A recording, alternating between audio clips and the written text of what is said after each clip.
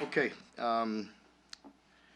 After reviewing the film and watching the Missouri game, it was much like I thought after sitting here and visiting with you all. Um, a lot of very good things, many things to build on. Really credit the staff again with having a very good plan. Certainly, a lot that we need to get cleaned up and will. I felt like defensively making some critical stops when we had to. Uh, Offensively, really had a good grip, good control in the game, really the entire game. We got to get the uh, fumbles situated. Obviously, another interception that slowed us down, but outside of that, really controlled the game. You know, pretty much on every possession, with the exception of uh, possession 8 for us. We went 3 and out. Outside of that, really good. So did some really good things. It's about us this week. Much the same. We need to concentrate on ourselves. Playing a very good team in Chattanooga, and we have to just focus on ourselves. It was a very physical game. Our guys were emotionally ready to play. Took a lot out of them. Played extremely hard. I'm very proud of how physical and how hard we're playing. Just want to get some details fixed up. But it's our job to get our team right here this week, continue to build on the good things we're doing, tighten up the ship on certain aspects of it, and we got a lot of good football ahead of us. So I'm very encouraged and looking forward to this challenge here this week. Questions? Mark Devontae and Jordan went down. What's their status? We'll see. We'll see how it goes. Devontae should be good. Jordan is day to day. What do you? I know you all been a little thin there. JJ had to play a little bit more. How do you move things around to fill those holes? Yeah, we will. We got some ideas, and we'll continue to bring KD along, and then he can help us. He's doing some good things. He made a few critical mistakes, Saturday with some inexperience, but we have some other guys that we can fool around with as well. It felt like those guys were in the right, both him and Jalen were in the right spots, but didn't necessarily make the plays. How important is it to get guys more reps and more game reps? Yeah, I think you could tell after watching it for all those years, as games go along and you get more experience, the more confidence you get, and you generally make those plays. So it's a little different, when you are out there full speed in an SEC game, and you got number one out there in the perimeter. He's a pretty good little player, and he realizes that now, and with more experience, he'll come along. Well, C-Rob reminds me of what I did when I played high school football, fumbling the ball into the end zone. Remember what my coach told me about taking care of the ball? What was perhaps the philosophical statement you made to him about doing that? Well, we've talked about it before. I captured this. I don't pretend that it was mine. It was another coach that said it that I listened to that I thought was a good way to say that. When you have when you have the football in your hands, you have the program in your hands, and that's a pretty good statement. And I think that was Coach Fleck, if I'm not mistaken, or somebody that I heard him talking about that, and I borrowed that from him. But we talk about that. He'll get it corrected. I'm confident. Harrington had that play there at the break at the end, and how do you feel about just how he looks out there with all the seniors and kind of how he's separated himself maybe from some of the other years? Yeah, he's getting better. Again, just like we talked about, I think with every opportunity, with every rep, as he gets experience, you're seeing new offenses every week. You get used to playing our offense, and then, maybe game one, game two, but each week it'll be a little bit different, and it's just hard to gain all that experience as fast as you need it.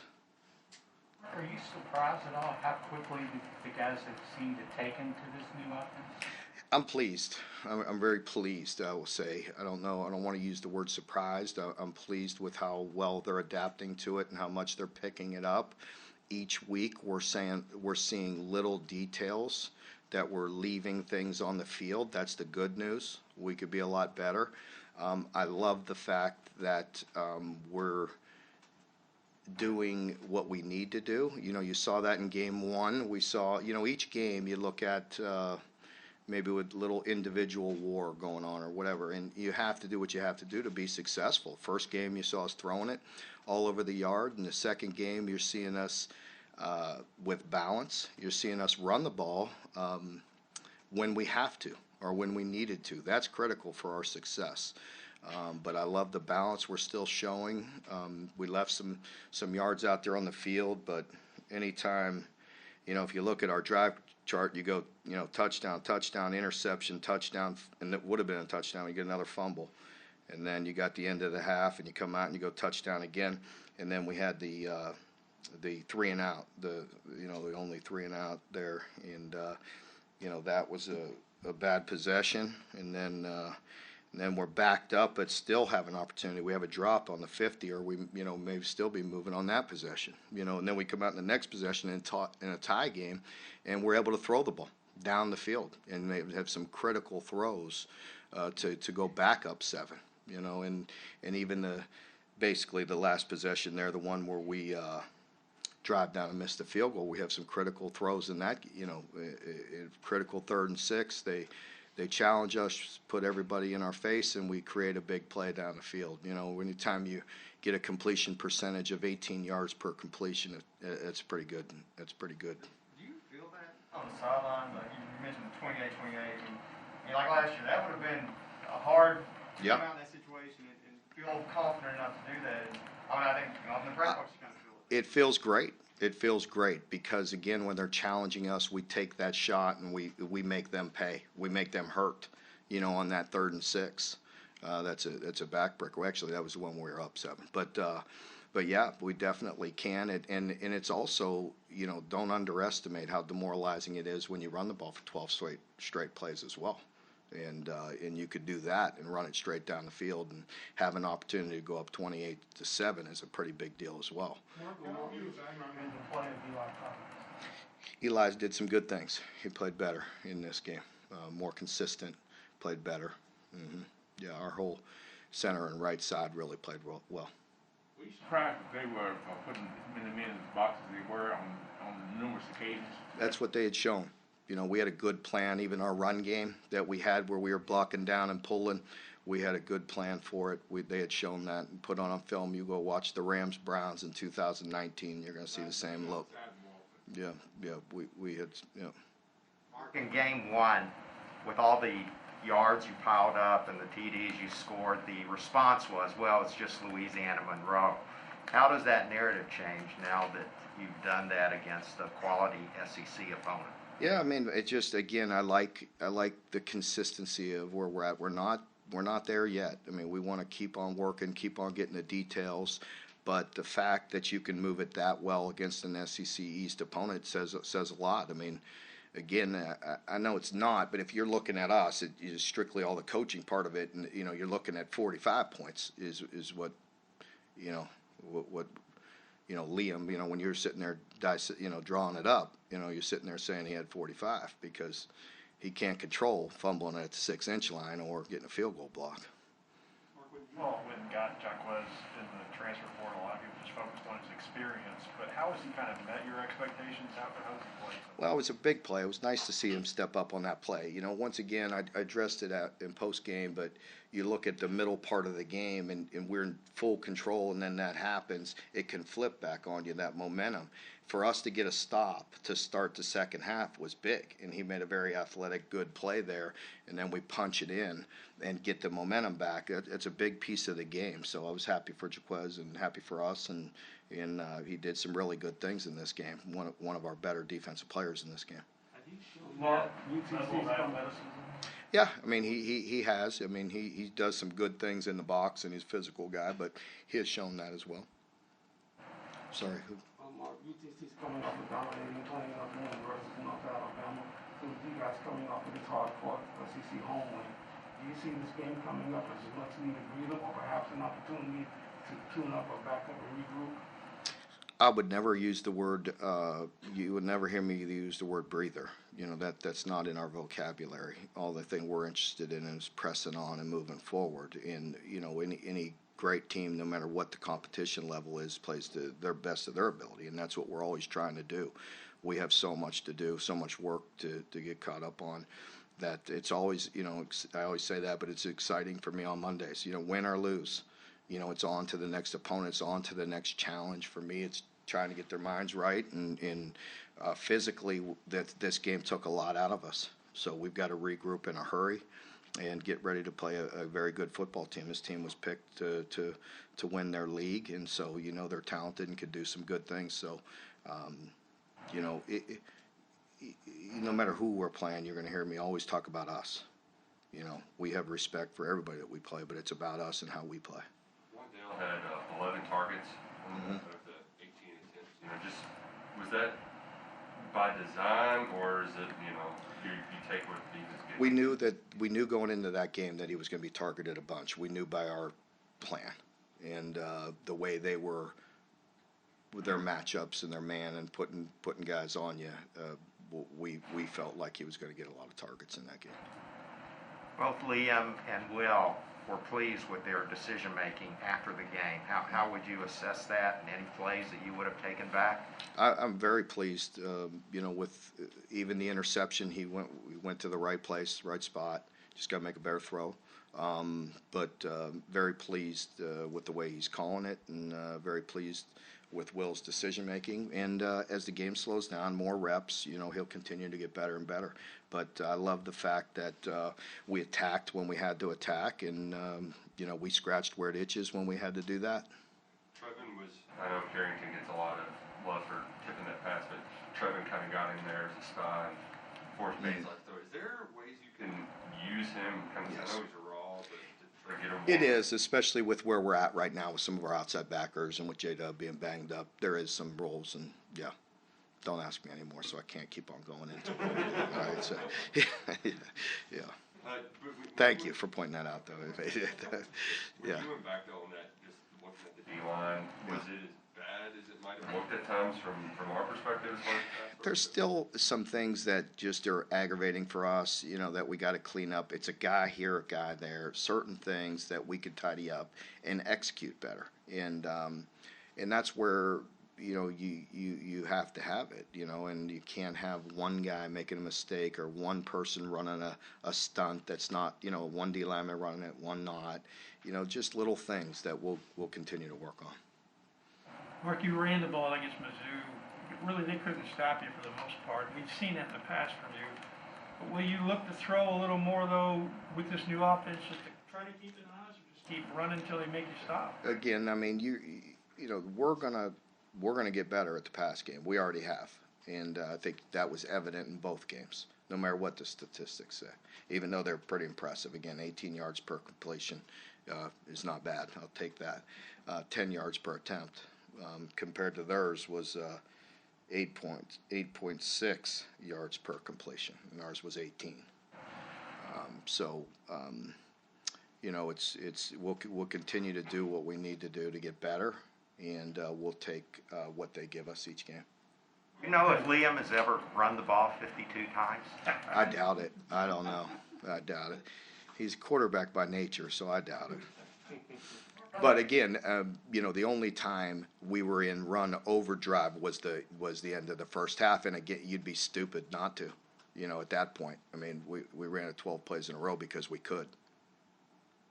Mark, on the screen to Rick on that scoring drive where you went up 35 points, I think that's 28 yards. That was a great play call. Yeah. Vince gets a lot of credit for that because he was telling him. Well, Vince wants the ball thrown to the tight end all the time. Yeah. You got a new offensive coordinator, you got a new offensive line coach, you got a new receivers coach. How are those guys working together? I mean, when you get a lot of guys who didn't know each other before they got here, or some of them didn't know each other. No, they're working together very well. The camaraderie is very good. I love our staff, and a lot of guys that are unselfish and just worried about the team, and that really was a great play call and at the right time, and it was dressed up very effectively. They hit us with some good screens as well, with some good, the way they were set up was very effective as well. Do we need to start worrying about special teams yet, or how? Well, no, we're fine. I mean, Wilson's not. He's not flipping the field like we'd like. You know, he's dealing with an injury, and we'll see where it's at. You know, he's doing the best he can. The field goal, you know, obviously is a concern, and we that's easily corrected. We have some people up front that did something they don't normally do, and didn't on the kick before, so we'll get that fixed. So it was a blocking problem and not the way? Yeah, it was a blocking problem. Yeah, with the way they came through with what happened, I mean, really had no chance because I thought it was a little low too to begin with, but there's definitely a mistake on the blocking part. Had Josh out there on the last punt return, just, you know, because Wandell, I mean, got hit or whatever.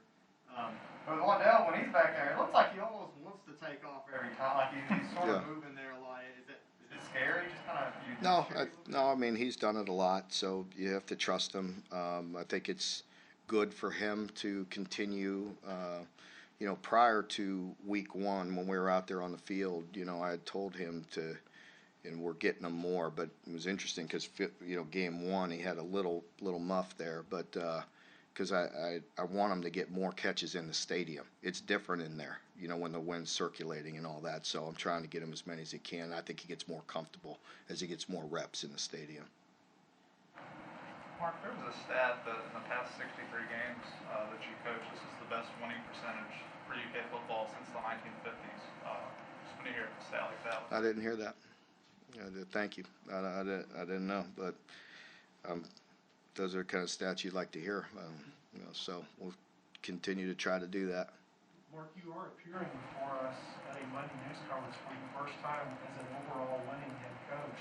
Do you feel smarter? Well, there's a lot of things I could say there. I'll be misquoted. No, I really don't.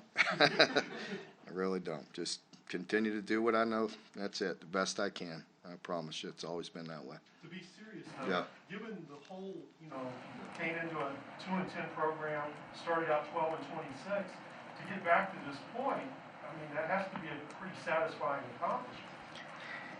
It's truly, I'm not just saying this to be boring. You know, I give you a couple clips here and there. I try to make your job fun too, but I mean, I am, you know, I am what I am. It's day to day. It really is. It's week to week. And that's how I look at it, you know. And I like my job, you know, and I like what I do. I like our team. I like the way where our program is right now, but it's truly one day at a time. You know, and I know how quickly that could be flipped. Where does that come from that you never really like when we ask you about you? What is it that you just can't, or that, you know, success at all? I mean, because it's not about me. You know, it's about our program. It's about our kids, our staff. You know, there's a lot of things that go into it, and I'm just a guy holding down the seat for right now. Mark, speaking of the program, you talked about Eli's improvement. He was a guy who was fairly well respected coming out of high school, but not, you know, 5-star or whatever. But for him to work as hard, earn his spot, now he's making plays. What does that mean to the program? You got a local kid like that who's working so well. It's very gratifying because he is what we thought he would be, a program guy, a guy to come in and develop and give you everything he has and play hard and play physical, and he's doing that. And again, I can't underestimate or, you know, I greatly appreciate our team, how hard they played. Again, we made plenty of mistakes in all sides, but man, we played hard, and I appreciate that because we challenged them all week to be physical and to, you know, play with with an excitement, with an attitude, because you know, again, I don't need to go back, but I felt like I was outcoached in that area a year ago against Missouri. So now he's officially got a touchdown, which is an O-line. Yeah, that's right. That's correct. Yeah, that's right. Anything in the plans that you can talk about as far as the field house is concerned? The field house? You know, I mean, we need to address it. So, got my assistant AD. Mark Hill's back there. I mean, you're trying to get me in trouble on it. We need an indoor. I mean, let's face it. I mean, we need an indoor. I mean, You could do the research in the Power 5, how many teams don't have a full indoor. It's 2. Us and Vandy. Mark, it looked like, I mean, obviously you can't talk about specific recruits, but it looked like on the field Saturday, having Ray here, there were a lot of guys who took notice of that. Did he get to talk to the team maybe? He did not talk to the team. He wanted to be low-key, but it was great having him. Just a wonderful guy. He was up in just talked to him briefly before the game, and I'd met him several times. He didn't remember this, but I doubt he did. But I was at Miami at the time, and I was the DB coach, and we were playing Temple. I want to say Temple, and this was in 2000, 2001, one of those years, and we're dominating everybody. Won one national championship. We were undefeated, and then my next year was somewhere in that run, and Randy Shannon was the defense coordinator. Had to go up to the press box, and we were only winning by a few and not playing very good, uninspired football to say the least. And so Randy was like, gather them all up and talk to them and fire them up. So I did my best and brought up the Hurricanes, and we're getting on them. And then I saw Ray standing right there. I said, tell him, Ray. And he jumped up on the bench and went, and we went on the second half and actually just imploded them. So, yeah, so he did a very good job. Mark, Chris Oates' mom was on our radio show, and she said she can't get over the support from you all and the Big Blue Nation. And she said recruits are calling them to ask about Kentucky, and she's telling them flat out, you got to go to Kentucky. Do you have someone working with you? Well, we need to help Kim, more than she needs to help us, truthfully. And I wanted to put that message on the board last week, and I wanted to revive that because this is real. I don't know what we can help in the state, or what we need to do with insurance. Our university is amazing. Mitch and Mark and all these guys are amazing doing what we can do, and we all have. But it's monumental, the help that she needs. When I heard that, we had gotten her a handicapped accessible van to get Chris to his rehab and everything, and then it broke down on her on the highway, and she can't get him to rehab. I mean, that's a problem. And that's when I called on the Big Blue Nation. Certainly I'll do my part, and everybody will, but I need the help of the BBN. He's a wonderful young man. She's amazing, and she has to do an awful lot for him right now. And so, we love him and love her, and they're an inspiration to us, but we need help. And I think we're getting it to a tax-sheltered portion of it this week, if I'm not mistaken. What is it? Am I allowed to talk about that? But we're working on that. We need to, and I need to call in some of my friends. You know what I mean? That can do it, and she needs some major help, and we appreciate it, and we want to take care of her. Mark, you always pay so much credit to the fans, and you open your post game by crediting them. Are you concerned that maybe this week they won't show up quite as well? What is it about magical nights like the other night that makes Kentucky stand out? Well, it is. Our players deserve it, and we all want a successful program. Well, that comes with some sacrifice, and I greatly respect the fan base. You hear me talk about it a lot. I know it takes a lot to get to a game, especially early game. Get up, it's parking, fighting traffic. I mean, it should be beautiful. Hopefully the heat is gone and it should be a nice day now. But we give them a little past that first weekend because it's a holiday weekend, but there's no excuses now. We need to pack this place, and it makes a difference. You see our recruits talking about it. It's a great atmosphere. I greatly appreciate the support, but we need it, and we need it all the time. Coach, on just about every drive where an offensive drive that ends in a turnover, your team comes back the next drive and scores. How does that speak to the level of the mental health of your team going into the next drive? Yeah, it's a big part of it, being able to overcome adversity and momentum. And we're going to need to be able to do that throughout this year. It happens. And it's a big piece of our game, and you got to be mentally strong enough to overcome adversity. And I feel like our team has done that over the years, and I feel like this team will as well. There's a great deal of maturity and some leadership on this team. I saw somebody mentioned that it seems like Liam goes back to guys if they have a mistake. It doesn't have that lingering quote-unquote doghouse. Mm-hmm. Isaiah got the ball back to Chris. Is that kind of part of his nature to say, I'm going right back to you? Well, it is, and I think that's he's a confident guy, and he instills that confidence in our team, and that says a lot, and that's the way it should be when players are deserving of it. If we can't trust guys, then we have a problem. But the guys we could trust, we could go right back to. Okay, folks, thank you very much. Appreciate your time. Thank you.